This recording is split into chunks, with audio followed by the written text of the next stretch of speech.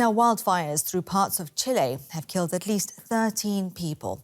Authorities are struggling to contain the dozens of blazes sparked by a summer heatwave. The fires have affected more than 100 homes and destroyed thousands of hectares of land. The government has declared a state of disaster in several central southern regions. The area is home to farms and forest land. Firefighters and aircrafts are trying to battle the flames. Heading towards the heart of a blaze, trying to contain deadly wildfires. It's dangerous and almost non-stop work. We've been working since noon yesterday. Combined with weather conditions, high temperatures and a lot of wind, they cause great destruction, both to vegetation and, unfortunately, structures. A scorching heatwave is making their job harder, along with the fact that Chile is suffering from 13 years of drought. The flames have engulfed hundreds of homes and huge areas of farmland and forest in the worst affected areas. It's terrible. Our home is the product of years of hard work by my brother. For the fire to reach here and destroy everything? No. We haven't seen anything like this since 2017. My neighbor's house is on fire. The neighbors are salvaging their belongings little by little. Help is coming, but it doesn't seem to be enough. Chile's President Gabriel Boric promises more help is on the way.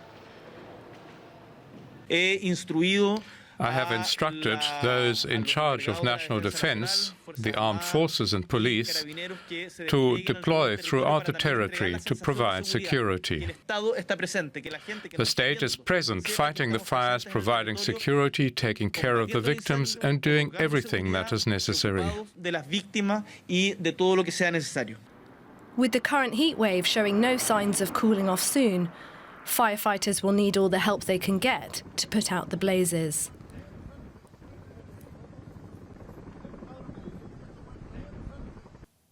Well, let's get more on this with John Bartlett. He is a journalist in Santiago, in Chile's capital. What's the situation there at the moment? Yeah, as you say, the situation is looking quite desperate, unfortunately, particularly if you look ahead to the weather forecast that we have. This heat wave isn't going away anytime soon. But yeah, so far we have 13 people being confirmed to have been killed.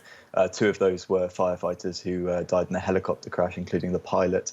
But yeah, there have been 99,000 acres of southern central Chile have been engulfed by wildfires so far this summer. Chile has widened the state of emergency, but what more can you tell us about how the government has been responding to these fires? Yeah, well, usually around January and February, not a lot happens politically in Chile, and the sort of political class tend to take their holidays. But the president has cut those short. He was down in the south of the country, and he's already returned to oversee the response to the crisis. This is something that we're used to basically every summer here in Chile. It's a uniquely susceptible country to these kind of fires, owing mostly to sort of monoculture forestry plantations in the south of the country and then extremely high summer temperatures. But we've seen fire retardant drop from helicopters onto the blazes.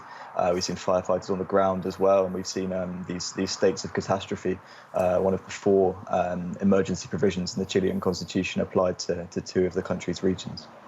And what are the main challenges at the moment for these firefighters trying to contain these blazes?